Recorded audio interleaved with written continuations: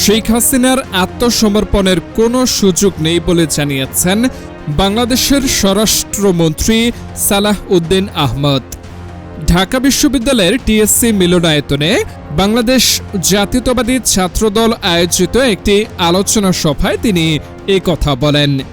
বিগত আওয়ামী লীগ সরকারের প্রধানমন্ত্রী শেখ হাসিনার বিচারের ব্যাপারে সরকারের দৃঢ় অবস্থান পুনর্ব্যক্ত করে মন্ত্রী বলেন, গতকাল পার্লামেন্টেও আমি স্পষ্টভাবে বলেছি, শেখ হাসিনার আত্মসমর্পণের কোনো সুযোগ নেই।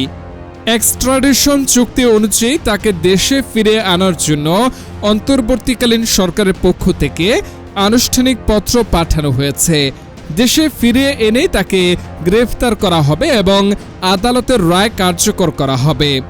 তিনি বলেন, বিদেশে পলাতক ফ্যাসিবাদী সরকারের মন্ত্রী, এমপি ও কর্মকর্তাদের ফিরিয়ে আনতে ইন্টারপোলের মাধ্যমে অ্যারেস্ট ওয়ারেন্ট জারি করা হয়েছে এবং এরই প্রেক্ষিতে সাবেক আইজিপি বেনজির আহমেদকে গ্রেফতার করা হয়েছে।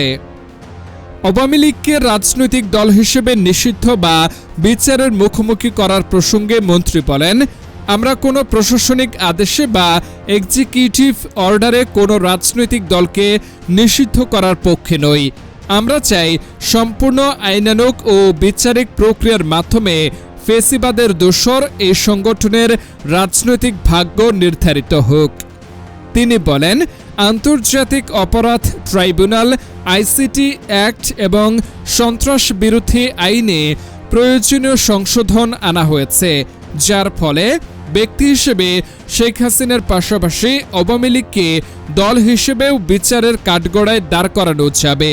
তাছাড়া বাংলাদেশের সংবিধানের ৪৭ অনুচ্ছেদ অনুযায়ী গণহত্যা ও মানবতা বিরোধী অপরাধের দায়ে সংগঠন হিসেবেও বিচারের স্পষ্ট বিধান রয়েছে। তিনি আরও বলেন, দ্বিতীয় বিশ্বযুদ্ধের পর নুরেমবার্গ ট্রাইব্যুনালের মাধ্যমে যেভাবে হিটলারের নাৎসি বাহিনী ও গেস্টাপোকে নিষিদ্ধ ও রাজনৈতিক অধিকার থেকে বঞ্চিত করা হয়েছিল, ঠিক তেমনি বাংলাদেশেও রাষ্ট্রীয় বাহিনীকে ব্যবহার করে আসমান থেকে গুলি করে শিশু ও গৃহিণী হত্যার মতো যে নজিরবিহীন গণহত্যা চালানো হয়েছে, তার দায় আওয়ামী লীগ এড়াতে পারে না।